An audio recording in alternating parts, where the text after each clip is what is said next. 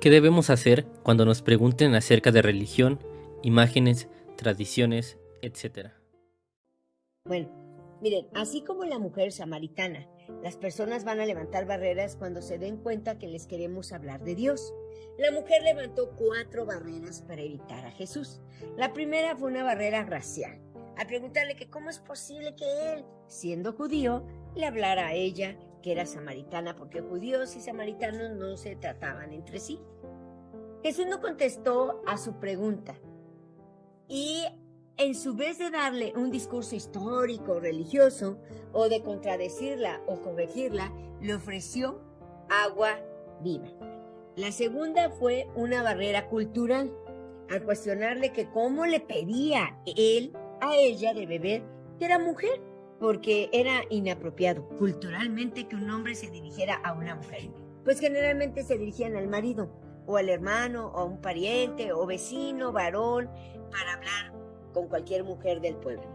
Pero Jesús tampoco contestó a esta pregunta ni le dio explicaciones y se concentró en ofrecerle el agua viva.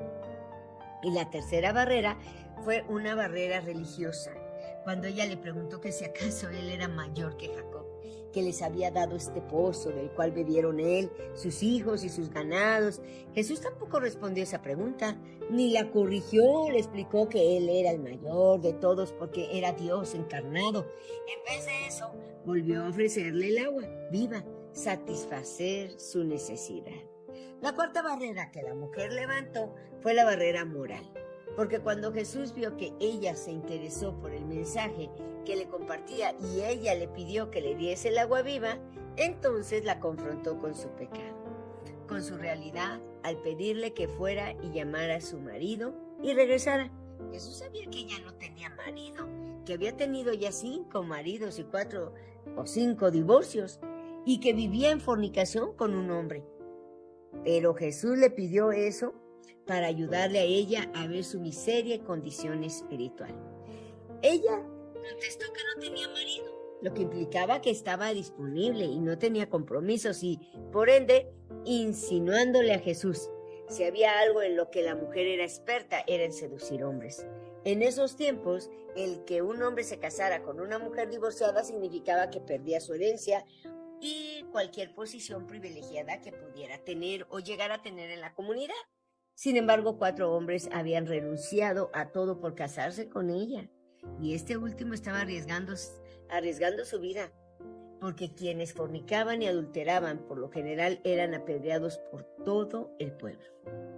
Jesús no le insultó, ni le dijo que era una descarada y ofrecida, o le dio un sermón acerca de la inmoralidad y la fornicación. Más bien fue muy amable y amoroso al decirle la verdad con tacto. Bien has dicho, no tengo marido, porque 5 maridos has tenido, y el cuarto ahora que tienes no es tu marido. Esto has dicho con verdad. Jesús nos enseña que debemos evitar a toda costa caer en discusiones con las personas que evangelizamos, a pasar por alto las barreras que nos pongan, o enfocarnos en ofrecerles la bendición de Dios a sus vidas al mismo tiempo que les confrontamos con su pecado en amor y contacto. La mayoría de las personas, cuando se dan cuenta que la conversación es acerca de Dios, empiezan a levantar barreras y lo hacen haciendo preguntas acerca de religión, imágenes, tradiciones, etcétera, etcétera. Cuando no entendemos el método de Jesús, cuando no entendemos el método de Jesús para evangelizar, caemos en la trampa y perdemos la preciosa oportunidad de llevar a la persona a los pies de Jesús. Y a veces vacunamos a las personas contra el evangelio, pues se endurecen más. Lo más inteligente es hacer lo que hizo Jesús.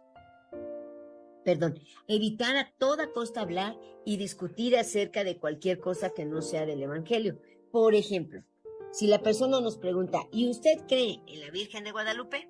Lo más sabio es devolver la pregunta, ¿usted cree en ella?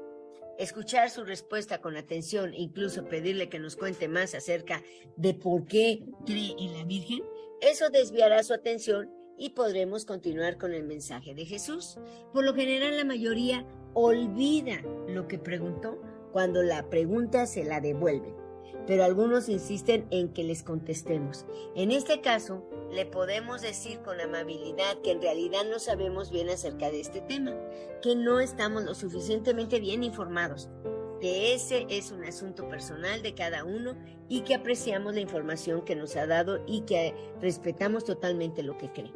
Y entonces seguir hablándole de Jesús, compartiendo el Evangelio. Esto es lo que se refirió el Espíritu Santo cuando dijo en 1 Corintios 3:18, nadie se engaña a sí mismo. Si alguno entre ustedes se cree sabio en este siglo, hágase ignorante para que llegue a ser sabio. Aquí nos dice Dios que para llegar a ser sabios tenemos que hacernos ignorantes.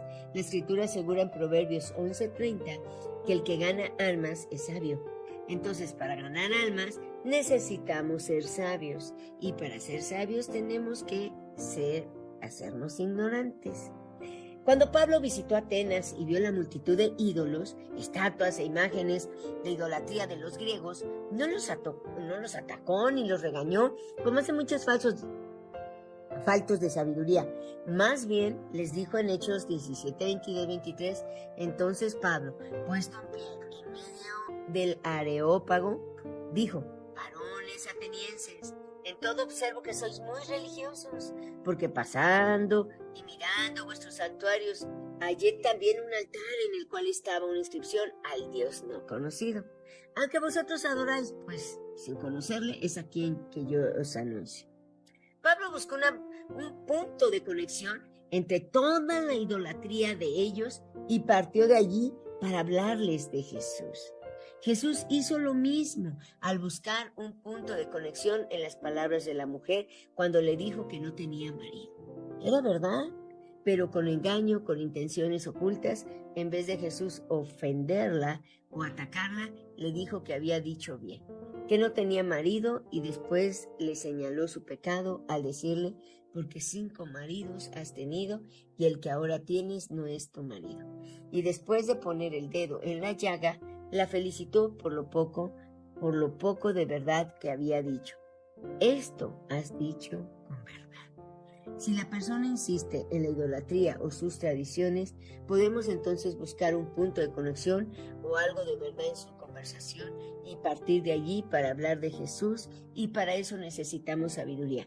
El Espíritu Santo dice que si tenemos falta de sabiduría, que la pidamos a Dios y que Él nos la dará abundantemente y sin reproche.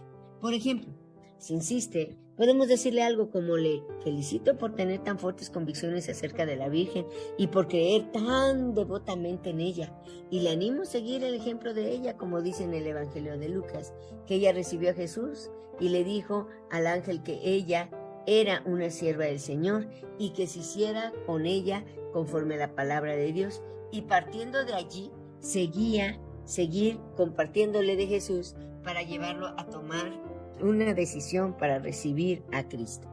Necesitamos la paciencia y el amor de Cristo para no contener y respetar las falsas creencias de los demás, a fin de que podamos llevarlos a Cristo, quien se encargará a su tiempo de abrirles los ojos y revelarles el terrible error y pecado en el que viven.